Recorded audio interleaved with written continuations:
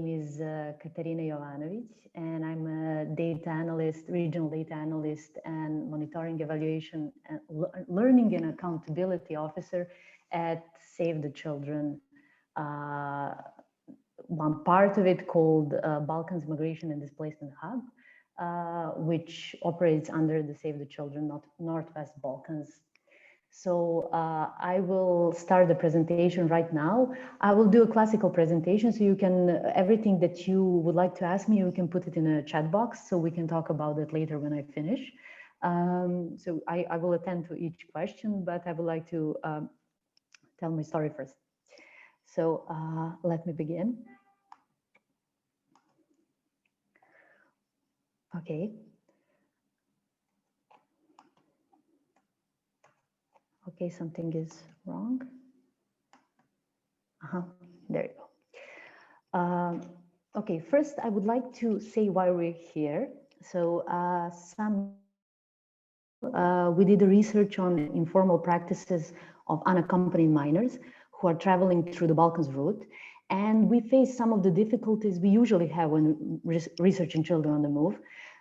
But we had some new learnings as well. So these learnings could have saved us a lot of time and some other resources during the research implementation.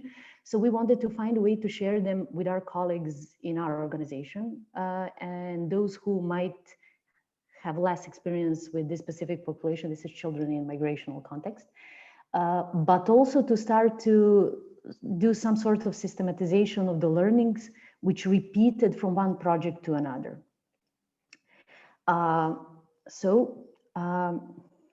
First, I'm going to tell you a bit more about who we are. So BMDH, or Balkans Migration and Displacement Hub, is basically a regional initiative run by Save the Children in Northwest Balkans, and it's set it up to be a knowledge and advocacy hub. So we are here to document good practices, to share knowledge about children in migration, to ensure visibility and continual support for children on the move in the Balkans and so on. So we also monitor trends when it comes to children in migration and do research about them. And at the end of the presentation, we will have a link to all the materials that we did in the past several years. So today, I'm going to say a few words about researching children in migration, some challenges that researchers face. Then I'm going to tell you about our research and the results of this research. And I'm going to share with you some lessons we learned while doing this research.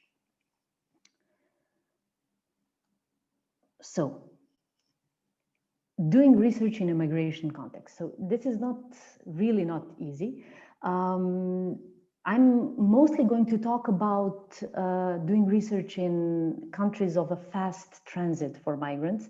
So there are studies done in the countries of destination countries like Western Europe, North America, some Asian countries, where these children end up at the end. There are some studies done in the countries of origin from which children leave to go on this long and dangerous journey. But not many researchers are done while these children are on their way. And this sort of research has its benefits, but also had a lot of difficulties. So I'm just trying to tell you a bit more about some obstacles that we face while trying to collect data on children in migration. First of all, this is an applied field research mostly done when we're talking about this migrational context and humanitarian context, and I'll tell you a bit more about it. Not only it's applied field research, it's an applied field research done in migration, and it's done with children. So all of this makes a really specific setting and a complicated setting for researchers. First of all, those planning the research, for people who plan the research, there is not such thing as perfect conditions.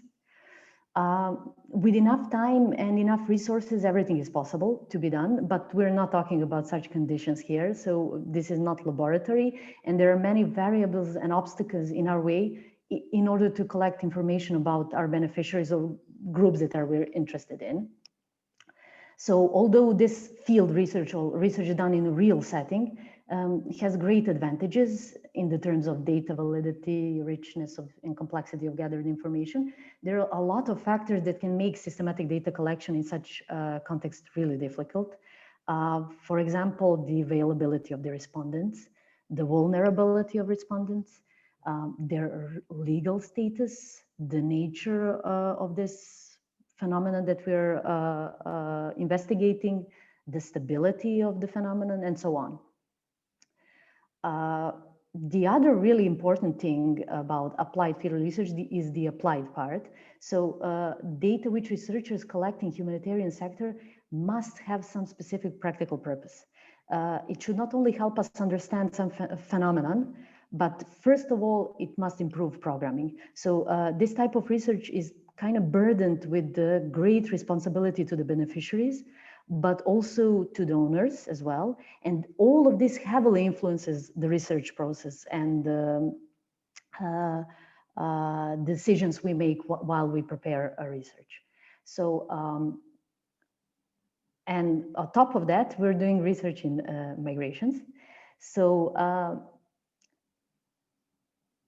it is easy to do research with the local population country. For example, why do we have a problem with availability of the respondents? Migrants are hard to reach. We have a language barrier most of the time, unless they migrate in a country with a similar language. And but we're talking about Balkans context right now. And sometimes there is a cultural barrier between them and researchers. So it is kind of easy to do research with, as I said, with the local population in some country.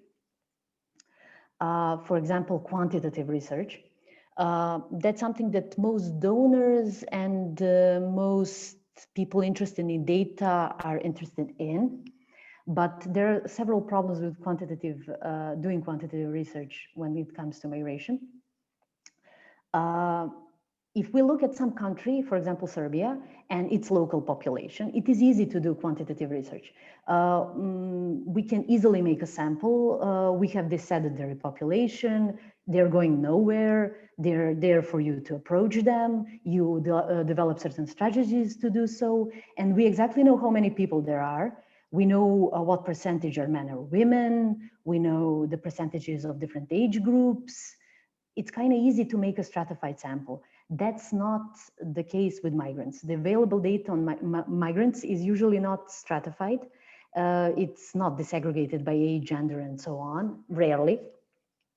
They enter there are different entry points in the country you're trying to do the research. So you don't actually know how many migrants exactly are in your country, or whether on that point where the data is being collected on them, whether all of the migrants who enter your country actually go through those points. So you can be systematically missing out on some population, for example, women or people from the specific ethnicity and so on. Only a fraction of migrant population is actually available in the refugee and migrant centers. So we don't have a representative sample here either, and it's not reflecting of the whole population. We know that sometimes people who, for example, are of certain socioeconomical status, who ran out of money for moving along on their journey, stay in these centers, or who are being pushed back from different reasons. So we wouldn't have like a big picture of all the migrants that are transiting the route if we only go to the centers. There are also logistical problems to organize data collection with a larger number of respondents, the way we do it when we usually collect quantitative data. So you have to get approval from the authorities. If those are children from caregivers, there is possible high rejection rate, which also ends up reflecting your quality of your data and conclusions. Questions must be asked by interviewers since some of the people are actually illiterate in this population, especially if we have children who do not read or write well, it is very hard to ensure that respondents answer most questions in order for these questions to be comparable, and so on and so on. And this is the reason why most researchers actually opt for qualitative research in order to understand migration better.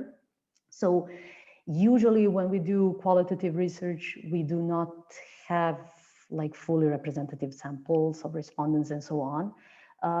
But these studies require simpler logistics. They can be conducted quicker. It is usually easier to find respondents this way. It's more flexible, although data which is collected gives you deeper insight into selected topics as well. And the contact with the interviewer usually leads to respondents opening up more to some sensitive topics and answering more questions. And since most research questions are designed in such way to help let's improve programming or point out certain gaps in migration protection, qualitative approach is much more suitable, especially if you, as we did, do an exploratory research. If you do research on subtopic that hasn't been explored or before in this way. So there is a lot of available literature on children. So I'm not going to talk and doing research with them. I'm not going to talk a lot about that today. I just would like to mention these few important things that you see. It is a highly sensitive population and it calls for additional measures of precaution, regardless of the methodology used. So this is something that should be mentioned always and always when children are involved in research. The questionnaires, the interview strategies, they must be adapted to children's developmental stage, their emotional state, and also the protection of children is a priority always, and it always shapes the research process immensely. So now I can get to our research that we did. So we did a research called Struggling to Survive Unaccompanied Separated Children Traveling the Balkans Route. And this research was done during 2018 and 19. Since October 2018 and January 2019 by Balkans Migration Displacement Hub. And it's about informal practices of unaccompanied and separated children who are traveling the Balkans routes, as the name says. So this research focused on children's experiences on the route, their survival-driven practices, the ways they find resources on the route, the different ways they handle dangerous situations, as well as their social network system during the travel. So it was a qualitative study. It involved unaccompanied boys. I'm going to say a bit more about that traveled through Serbia, because this is where we collected the data. Their state-appointed guardians were there, and the sample was designed in such a way that we made actually quotas, so they could roughly reflect the ethnic characteristics of unaccompanied separated children population that we registered in Serbia. So why did we do the research?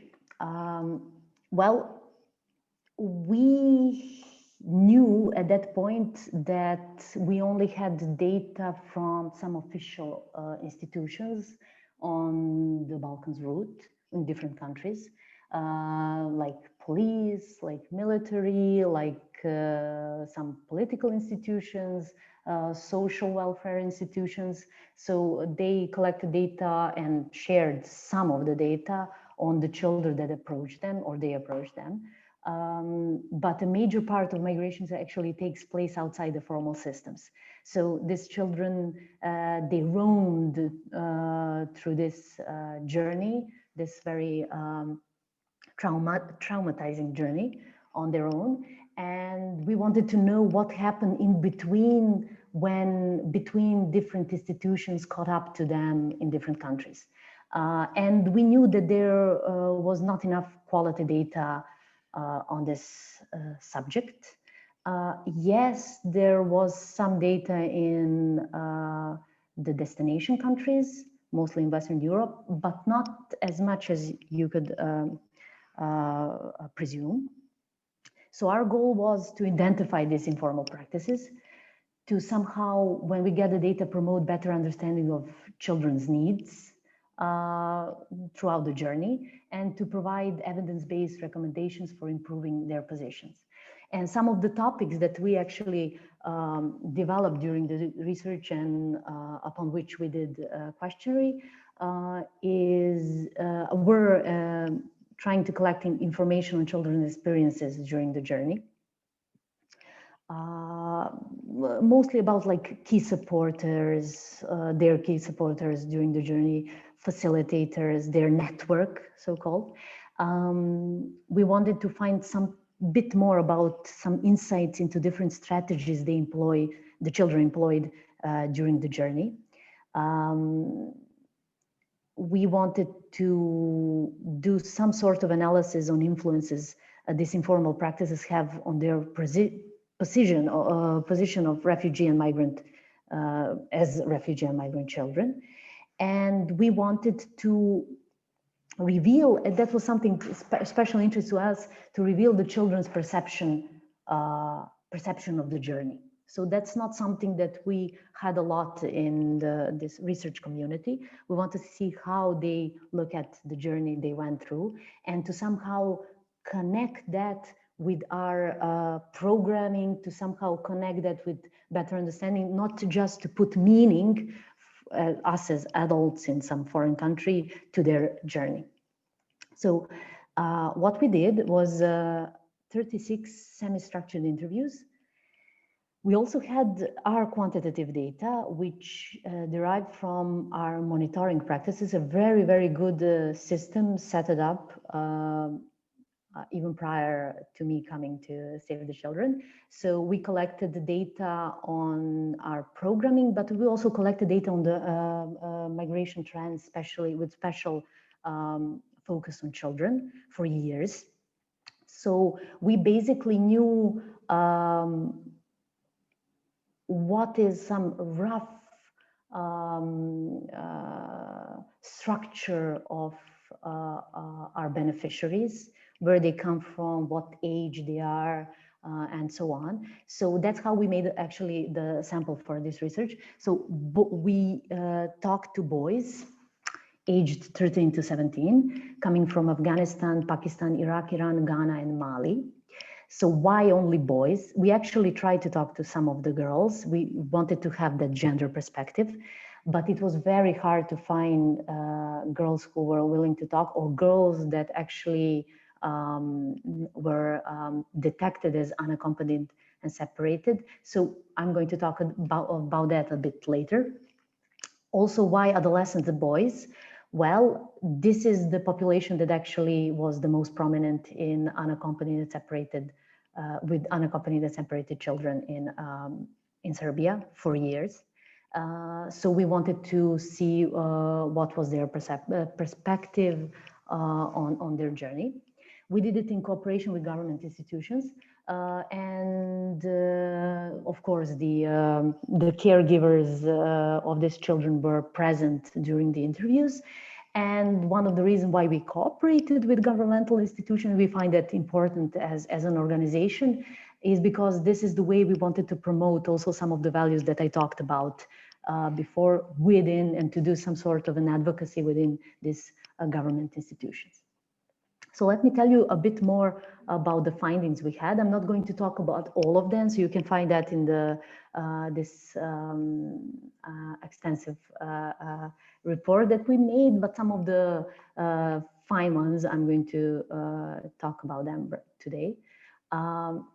So who are these children that we talked to? What did we find out about them, except for their age and their ethnicity? So usually they are the eldest male child in the family. So if not really the eldest, if there were elder boys, there were either disabled, killed, or ill in some other way, or already left their home as migrants prior, in some prior time. So usually it's the eldest male child in the family. And this is like, I'm not going to talk a lot about percentages because we did a qualitative study and it's not representative, but still around 90% of those children that we talked to were the eldest male child in the study. So when it comes to parents, they actually had a really strong role in deciding about the journey with children. Although all of these boys told us that it was also their decision to embark on this dangerous journey, they told us they did it in a dialogue with their parents. So they had a really strong role. And not only that, we also found out that those children who were under roughly 15 years of age, the younger boys that we talked to, told us they're kind of left their homes unwillingly, or I could say reluctantly. They showed a less of motivation to leave, but since the family decided that this was something good for their future, that's what they did. So when we talk about the reasons why they left, safety reasons were the most commonly cited for children being home. Sorry about the misspelling.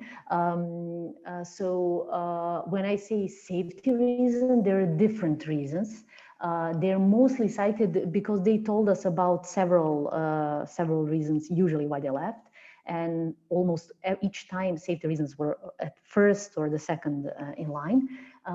Sometimes those reasons were connected to some violent situation in country of origin or that area from which they come to, originally, like war or some other like violence. But also they talk about blood feuds a lot and family violence as well. The other in line reasons was economical, but the first one was safety reasons. Also very interesting is that children had a very ambivalent attitude toward the journey. So we could have an idea, we did have an idea that it was going to be a very traumatizing experience for them, as it was. And they talked about it a lot. They talked about the fear they faced each day. They talked about some really traumatizing situations. They talked a lot about these bad aspects of which dominated about the journey. But they also very frequently talked about the fact that they were very proud that they survived. And they also talked about situations like laboring for like some money and being able to earn money during the journey as something that empowered them a lot. And that was their perception of this journey. So it was some sort of a rite of passage as well. So they had some sort of ambivalent attitudes toward the journey. Although they have ambivalent attitude, they do not recommend the journey to other children. And all of them were very explicit about this.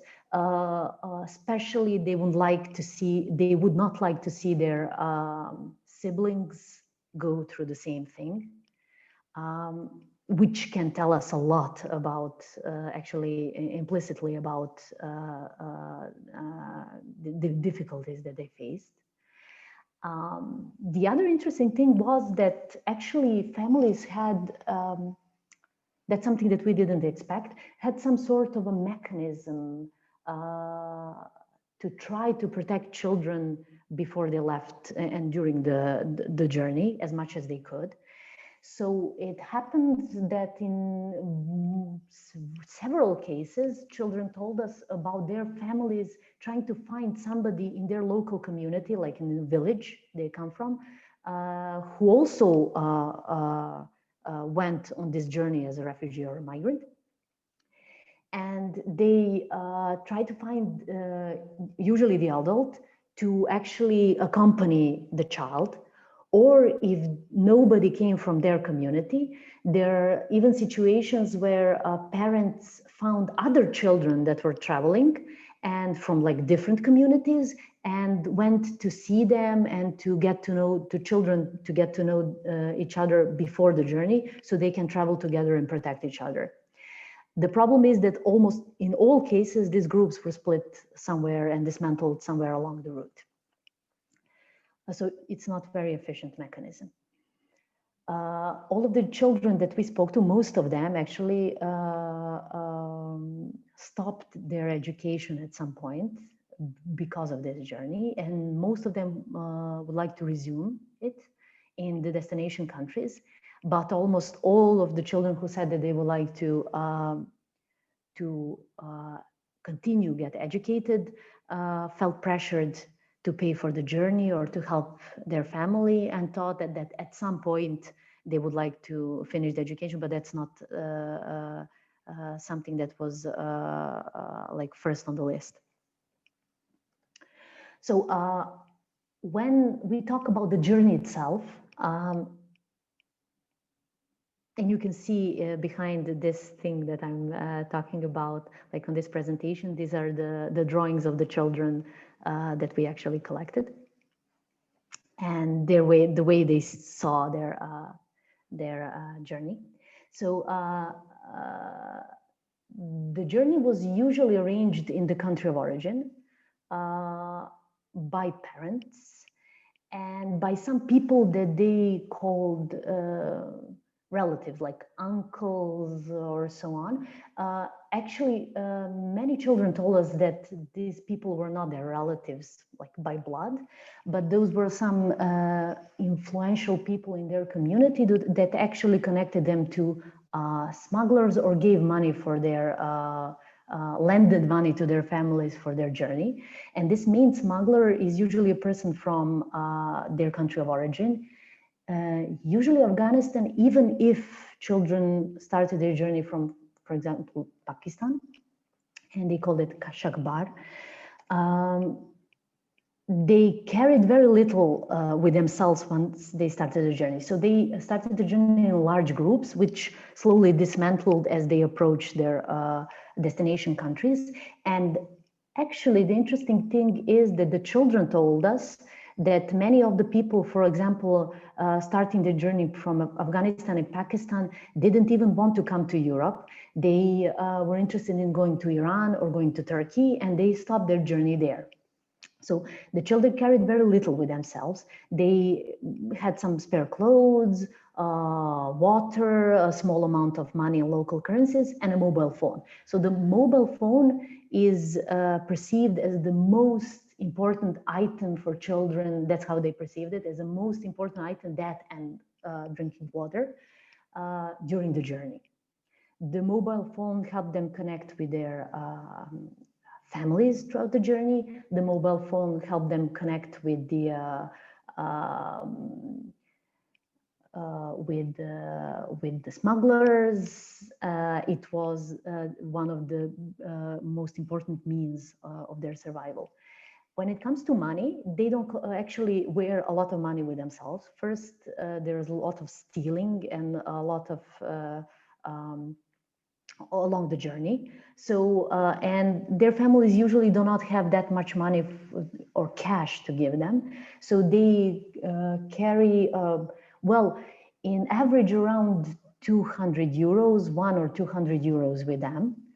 When they need money, they actually collected from Western Union, if there is a Western Union like office in their country, or some similar organization or firm that actually transfers money, or they get it from the local smuggler. So this main smuggler, he doesn't actually travel with them. He only organizes the journey and has contacts of all local smugglers, which are people from the local countries they go through. And they are the ones that give the money when the main smuggler approves that. when it comes to the means of their travel, they usually went in different vehicles, like taxi, some regular cars, buses, very rarely by plane, and on foot. So almost all children go by foot, and all migrants that we talk to, even the adult ones in different researches, they travel by foot in the moment they have to enter a different country to go through the borders. But they also told us about going on foot on this really cruel natural surroundings, like very high and cold mountains in, for example, Iran and Pakistan, and like deserts. So these are their experiences.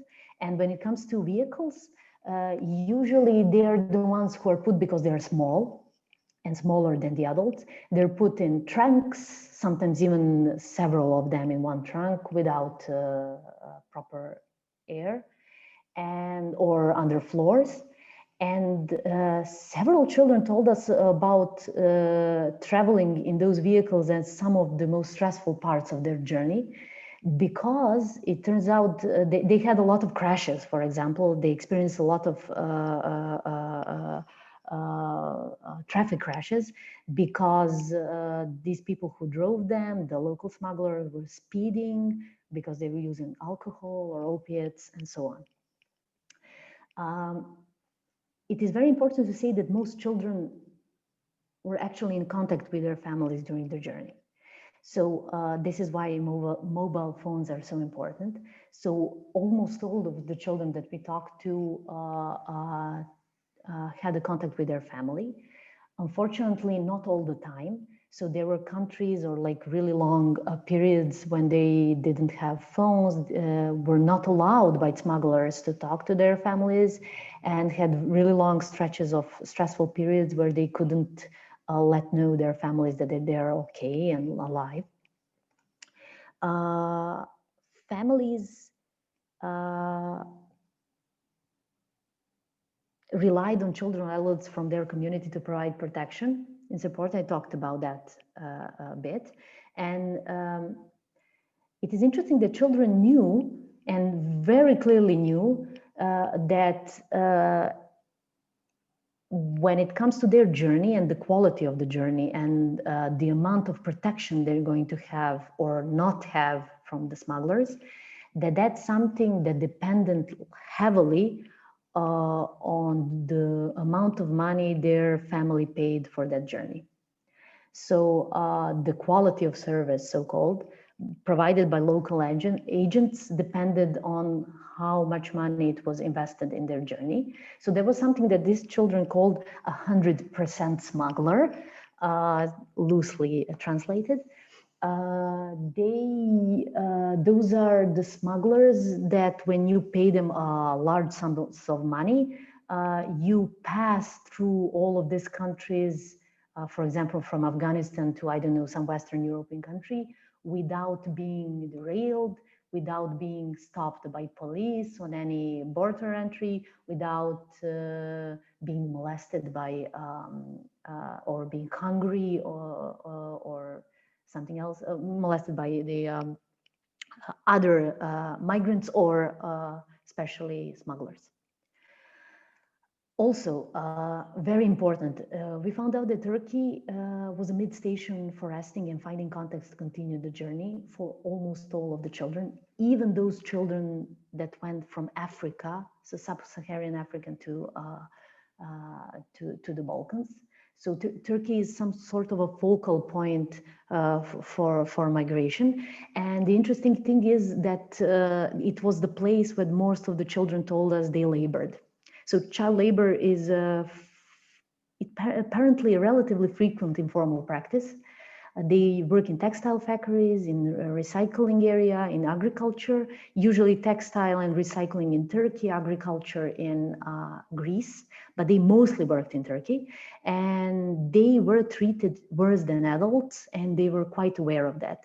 The wages were lower, they worked longer working hours, usually on average around 12 hours a day, and they slept in the factories. They also told us that it's quite common practice in Turkey because they never saw like some sort of inspection coming to talk to them. The vast majority of children actually testified about experiencing at least one pushback, and that's probably more than 2/3 of children that we spoke to. And majority of them witness police violence or experience police violence during their journey.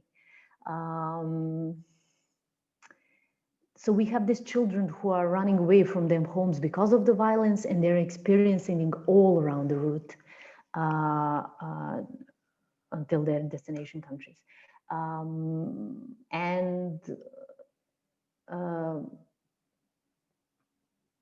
The very important thing as well is the fact that children usually didn't have any accurate child-friendly information about their journey.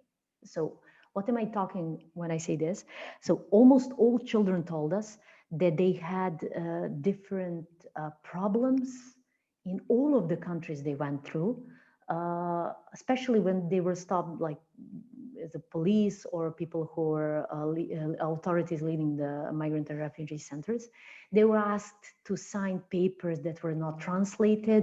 They were not explained what are their rights in those countries, at least not in the language they could understand, and that was adapted to their age. They didn't actually know where to ask for information, and the easiest thing for them was just to trust other migrants and smugglers, and to trust information and disinformation that they actually got from them. And they knew really surprisingly little about other official institutions than police or civil society organizations on their route. They knew some of them, especially when we did this research in cooperation with our local NGO, which is experienced in Center for Youth Integration, which is experienced in child protection and in psychosocial support to children. So they knew a bit about that because we were in premises where they actually worked and had their logos around. But along the journey, they didn't somehow connect to the idea that these institutions, of some institutions in different societies when they went through, or civil society organizations could be a source of support to them throughout the journey. They just didn't have that notion. They talked us also a bit about the smugglers. The main smugglers, as I said, are usually from the children's country of origin. Children see them as these very powerful figures who are omni-informed, who usually abuse their power and control they have over children. They controlled each aspect of children's lives once they started the journey. It gets a bit flexible and easier once they entered big cities like Istanbul or sometimes Belgrade.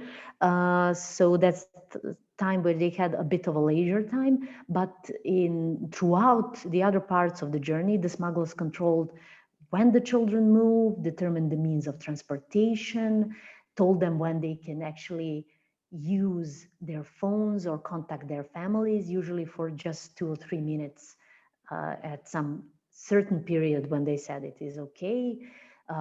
It's same with the toilet breaks, whether they will eat, drink, or sleep, sometimes not eating, drinking, or sleeping for days, because smugglers didn't allow that.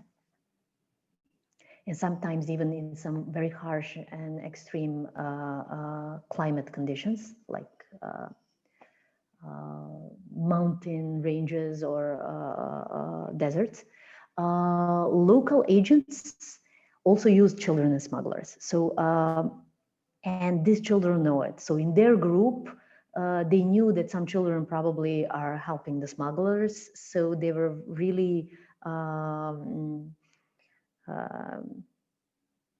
they had a low trust towards when they had to talk a bit to us. So let me just put this down. Yes, they thought that if they disobey what smugglers told them, even if they didn't believe that it was true, the information they got from smugglers about their journey ahead, about what they're going to do in destination countries, they just obeyed. Smugglers definitely treat children worse than adults on the move, except when it's a like 100% smuggler, so-called. So the put in trunks because they are smaller, or children are left during the journey if there is some situation in which there is an attack on the group or so on, they're left behind. They usually don't explain them enough about the journey or the countries they go through, but they do. The children told us that they do that for adults, so they are treated as children, so to put it.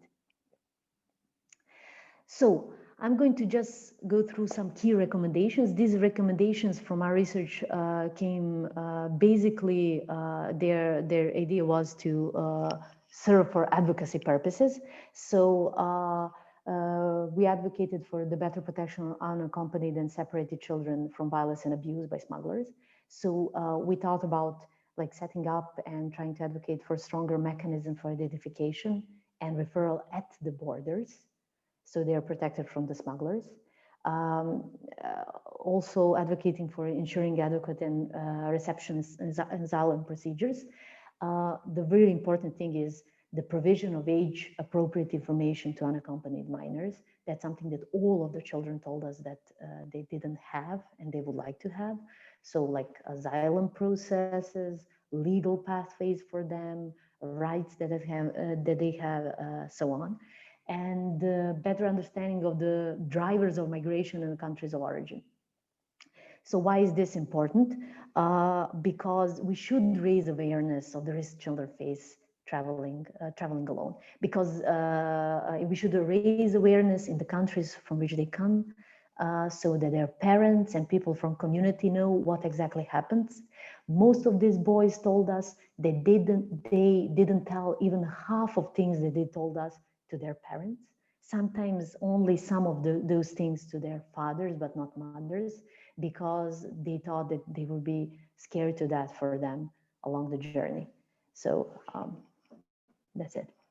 So now I'm going to switch to the part about the lessons we learned throughout this research. So now I'm going to talk about not only about the results of the research, because that's something that I already talked about. I'm going to talk about some things that we learned along the journey, this journey that we had with children, which wasn't a part of the research itself, but a part of the research process. So why lessons learned? Well, there are not many information about experiences different researchers have while they're researching migrant children in countries of transit. We know about experiences of researching migrant children in, as I said, the destination countries and the countries of origin, but not in this very, very specific context of fast transit. And we basically knew that knowing these obstacles could have helped us and could help some other researchers to do that in similar conditions.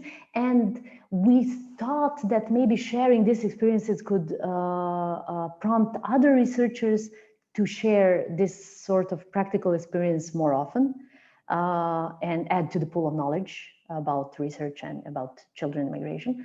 So I don't know why people don't do that. I think that sometimes researchers believe that it is something that is known to other researchers, that it would be redundant to talk about that. Sometimes that it is too simple and banal knowledge to share. I had some of these dilemmas myself, but I still think that it is very important to share this type of knowledge. So I'm going to talk about some three major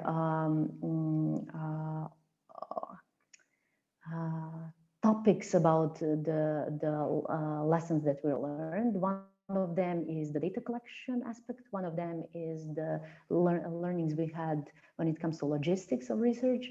And the third one is the learnings we had about child safeguarding issues and child protection issues. Well, first of all,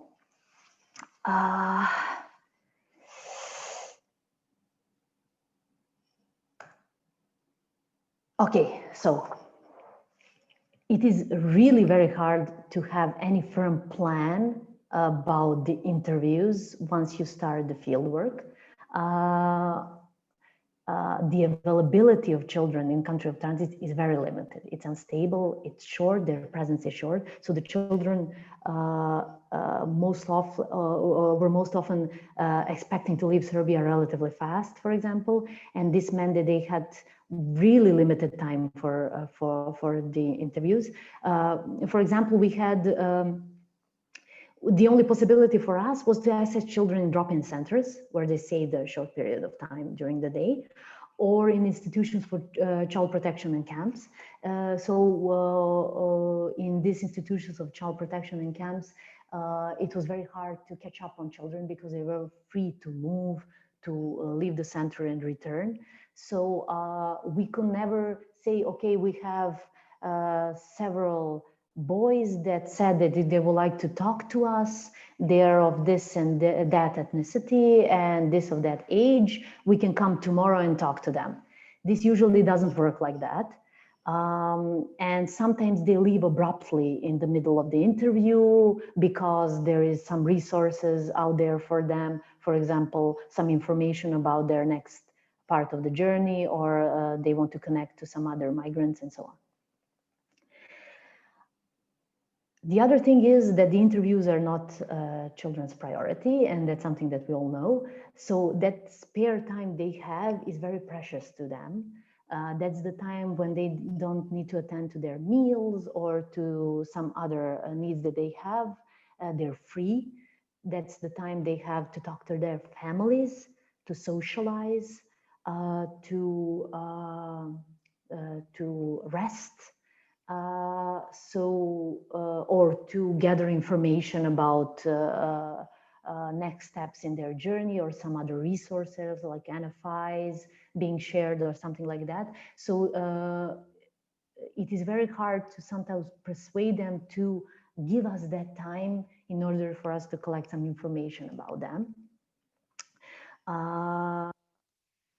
Once interviews, this is something that we definitely know, that once interviews get interrupted during the interview process, they're rarely going to be continued during that day or any other day. So once they stop, it's very hard to find those children again and talk to them and have the same motivation for them to do research. So basically, once you set up your plan for the fieldwork, you should know that it's going to take considerably more time for the fieldwork than it would with children in some more stable surroundings. So we planned roughly to do research for 2 months, and we did it for 4 months of very intensive data collection. And because these interviews get really often interrupted, and we have to just leave some of them aside and not use them for our analysis. We did more than 40 actually interviews with children and used only 36 of them that were like at least a bit complete. You should have a priority question list prepared in advance. And you probably know that not all of your questions or not all the topics are equally important for you. So you should have that like emergency plan for such situations. The other thing about data collection is that this data that you collect is going to rarely be well, fully comparable. So children often leave some particular questions unanswered. As I said, they abruptly leave interviews at different points. Sometimes they don't respond to some questions because they're of no interest to them. Sometimes because those topics are very painful for them. So there are different reasons. But if you do some sort of a research for which you need to have fully comparable data set, or if you have a really small number of respondents, for example, and you would like to collect all of the data you attended, you have to take this into account. Yes, it is very difficult to meet respondent quotas. So we had some quotas age-wise and country of origin-wise. So unless you have some really big number of children present in one place, like some big reception center with relatively stable population, it's going to be very hard to find children of different, I don't know, different characteristics that your quota requires. You can do that, but it's going to take, again, a long time, and you should be prepared for that. Also, that's something that I talked at the beginning. It is really very hard to detect unaccompanied and separated girls. Not to mention the ones that are willing to be interviewed and those that are in such a state of mind that they can and emotionally and cognitively do the interviews. So why is it hard to detect the girls? They usually travel with some families that they call their own, but they're not. Or they travel with some people that they, like men that they call their husbands or so on. This is the way they protect themselves, but also this is the way they're being smuggled and trafficked as well. So it's very hard to detect them at first. So we did have interviews with like 2 or 3 girls that were in some safe conditions. But those girls were not, 2 of them could not complete the interviews because they were really upset and could not talk. And we just found that to be, at first glimpse of their upsetness, that is enough for us to stop the interviews. And one of the girls, the 3rd girl that we spoke to, it turned out a couple of weeks later that she told the authorities that she's actually 25. And that's something that we're going to talk later about. It doesn't mean that their experiences along the journey are not important, but since we are talking here about children and we say children to be persons under the age of 18, we just couldn't use that in a sample. But this is really important because gender perspective is really important for unaccompanied children, and we don't hear enough about the girls on the move. And Save the Children did this study last year about the girls on the move in Serbia, Bosnia, and Greece, and is going to be published soon. So I guess you can hear a bit more about that then. And okay, that's it. Oh, so again, when it comes to data collection, language, really big obstacle. And as in Serbia, the migrants we have and the children who are refugees and migrants, they speak different languages: Arabic, Persian, Pashto, Urdu, Dari. So we have a lot of languages here that children speak. It's very hard to do interviews without, it's probably impossible to do it without translators. At least in this country, there are not that many people who actually speak those languages, and usually they're shared by different organizations in the field. So you have to plan this really, really well when you're going to, when you do the research, when these people are going to be available, and everything gets complicated by the things that I already told you about, and that's about being very hard to find children in advance to talk to them. So as I said, it's not only this that I said, the data quality issue, but it's also a logistical issue, as said. and possibly ethical issue as well. These are the people you have to really know who these people are, because they're going to talk to children, they're going to be mediators, cultural mediators, so that's very, very important. Age assessment, the age-old story about children in migration, it can be a major problem, but it depends on what the focus of your research is. For us, it wasn't that big of a problem. We wanted to talk to adolescent boys, and even if some of them, we had one or two who actually were 19, they were on the route while they were younger. So their experiences were very important to us. But when it comes to dilemma about the age assessment, if we had a dilemma, whether it's an adult or a child, if we had serious dilemma, we didn't use that interviews in our reporting and analyzing. But if it is, if you are looking for a specific age, you should know that it is very complicated to actually know the age of children. Previous experiences with researchers, that's something that we didn't actually count on. Maybe it's our narcissism, but I don't know.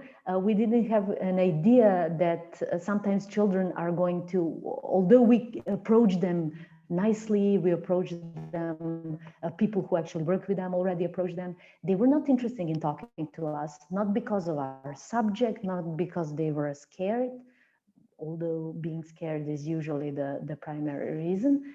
It's because they already talked to so many researchers before, or officials who asked them the same questions. Where did you come from? Did you have some like violent experience and so on? So that's going to influence the interaction they have with you, and not only experiences with researchers, but also adults. If they had really bad experiences with adults on the journey, they're not going to talk to you. Also, we don't know what kind of experiences they had with researchers. Sometimes they ask us, they have some unrealistic, how should I put it, unrealistic expectations for like emotional support or something else, because that's something that or they got something, some like material things from the researchers prior to us. Okay, so logistics.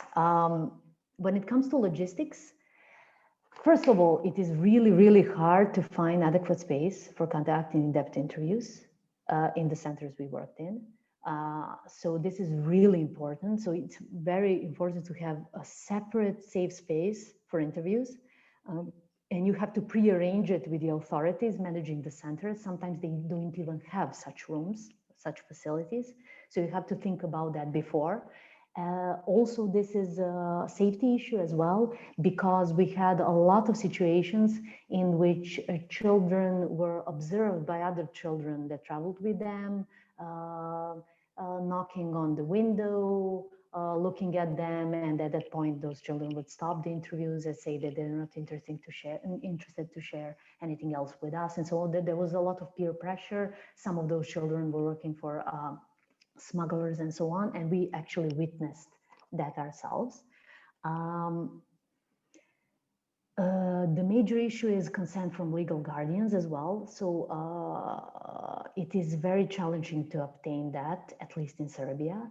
And you have to have not only that consent from legal guardians, and it needs to be not oral, but like in hard copy, at least here.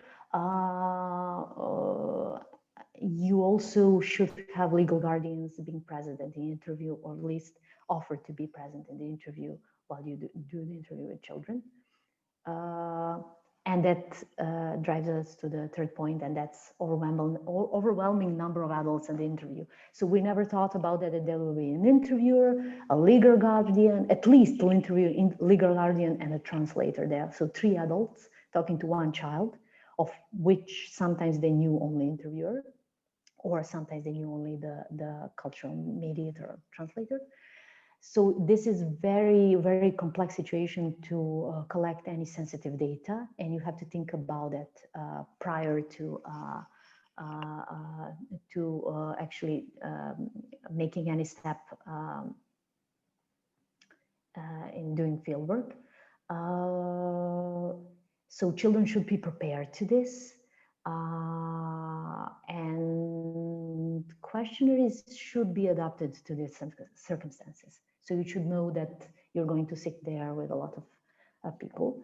And sometimes we had some sort of a pressure from, well, not even pressure, sometimes we had some sort of ideas or suggestions that maybe some other people working in those social welfare centers should be also a part of the interviews or sit there, would like to hear stories. We said no to such inquiries, but that's something that you should think about on your own. We said no because it would be really, really overwhelming, and we thought it's going to hurt the process of data collection, but also it's going to be very stressful for children.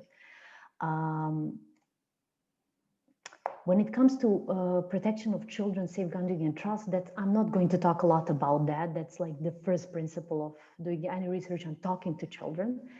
But still, I'm going to go through it fast.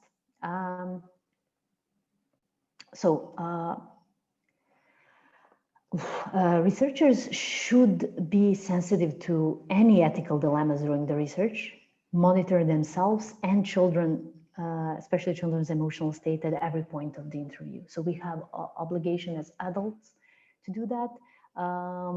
It maybe looks like stating the obvious, but it's not. Many kids, especially girls, are trafficking victims, but boys as well. They experience violence, sometimes even sexual violence.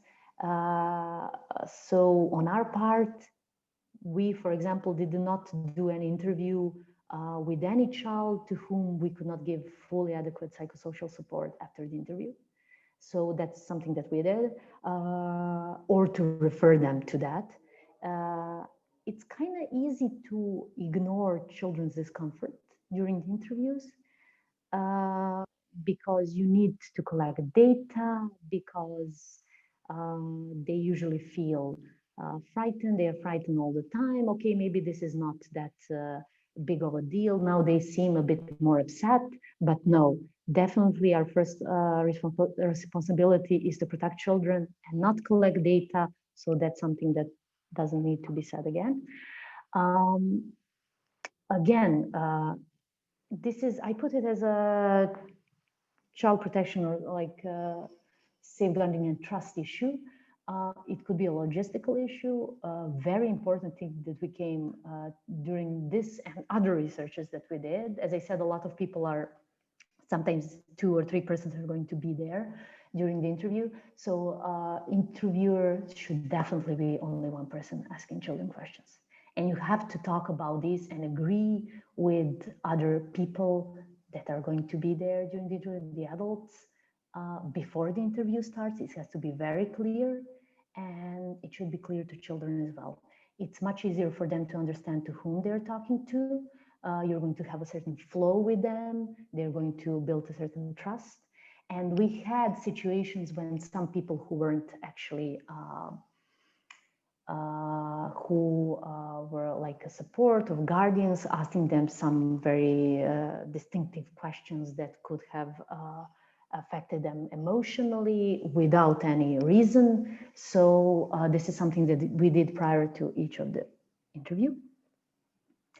As I said, this is something that we actually found out during the research. We knew that children in general don't know much about their rights, but refugee and migrant children, especially, they're in foreign countries, they're alone, they don't speak the language.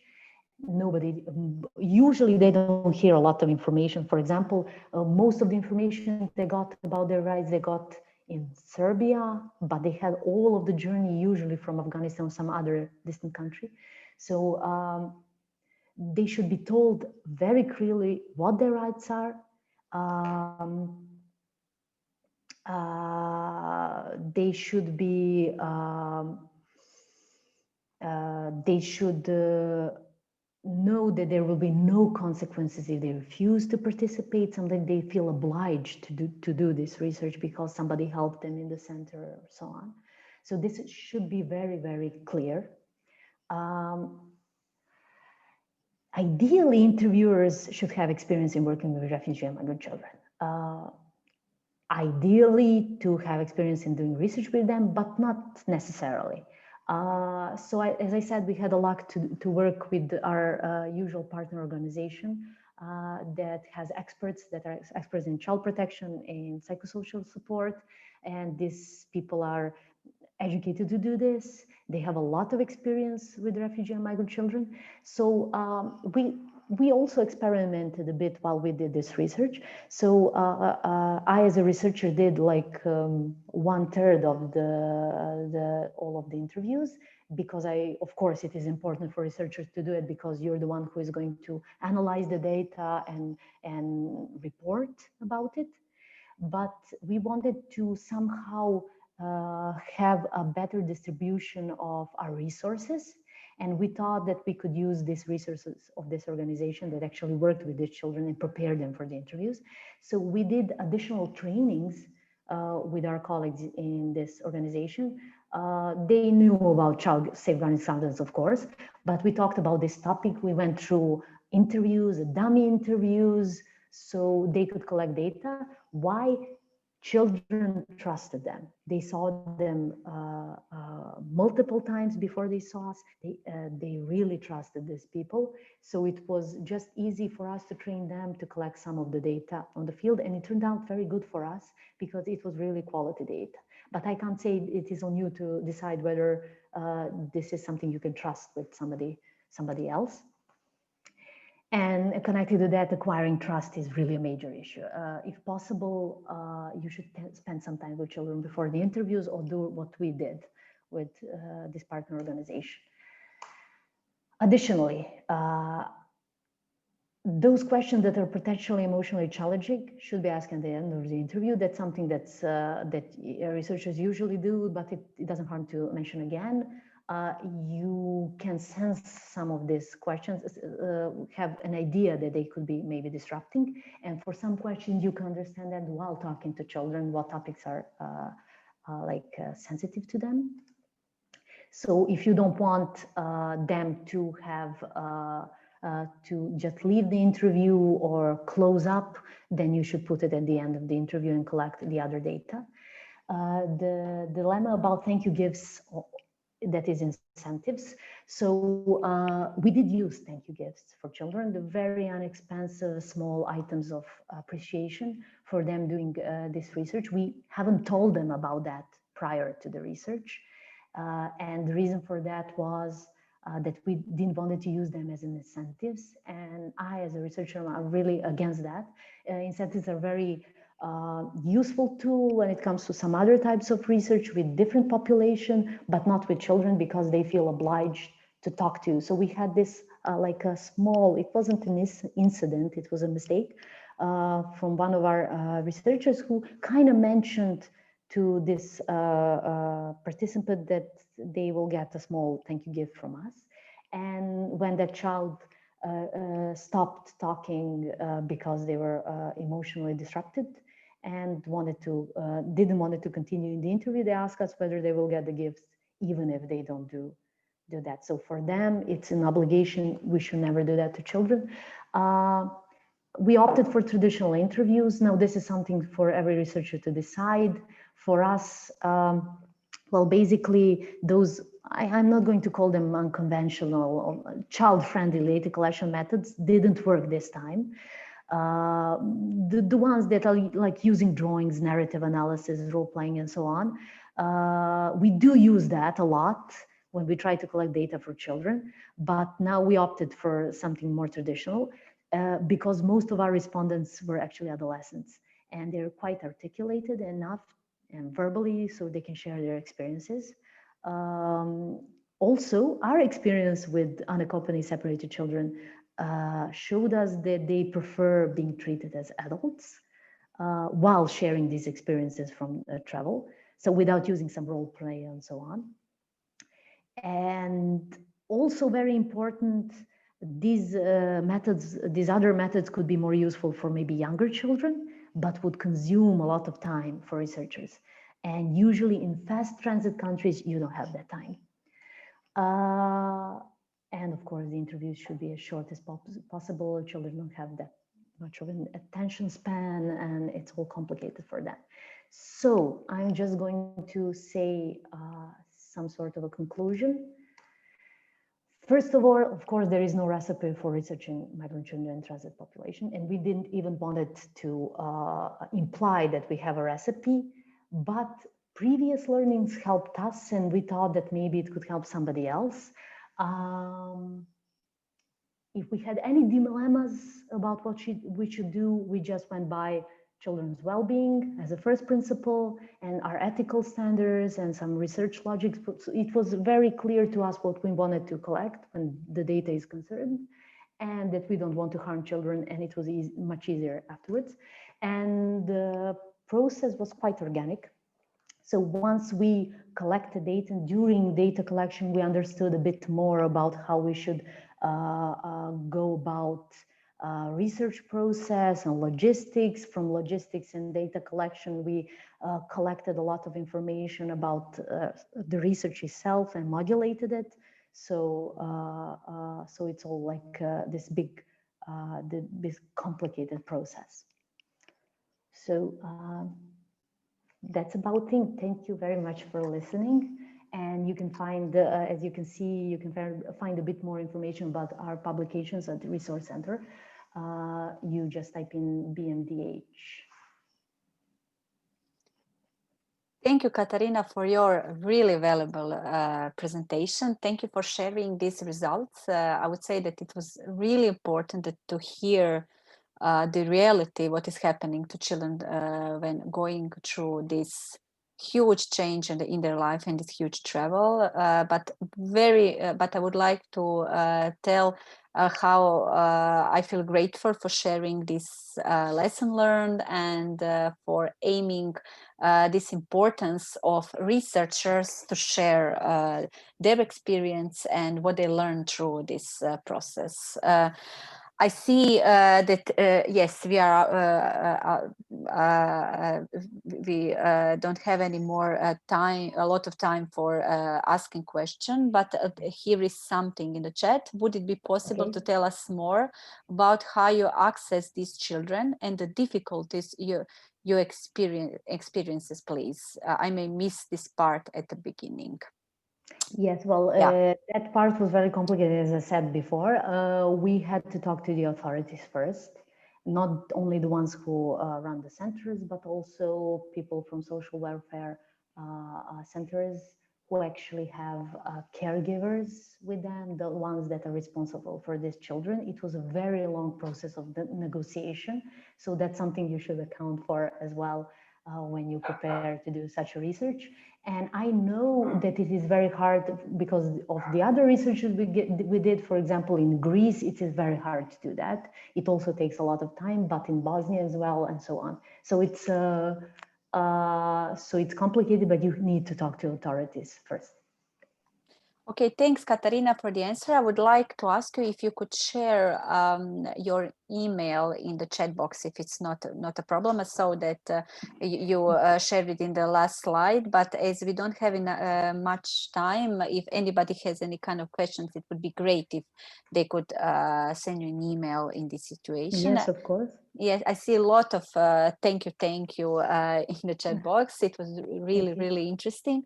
I would just like to ask all the participants if they can share their experience in the very short poll. I believe you could see it now in your screen. And also, if you would like to receive the certificate of attending this webinar, you can write to our email. I believe you know it, but I will write it there also, info@childhub.org. Yes. Katarina, thank you very much again for your presentation. Thank all of you for listening. It was really nice to listen to you. You have really nice presenting skills also, and plus these big themes that you were presenting. It was really a really nice package. Thank you very much. And also thank you all for being with us.